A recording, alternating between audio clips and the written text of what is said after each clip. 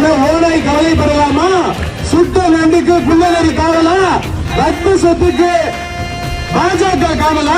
இந்த பாஜக எவ்வாறு இஸ்லாமிய பெண்கள் மீது அக்கறையாக இருக்கும் என்பதை நீங்கள் தான் கூற வேண்டும்.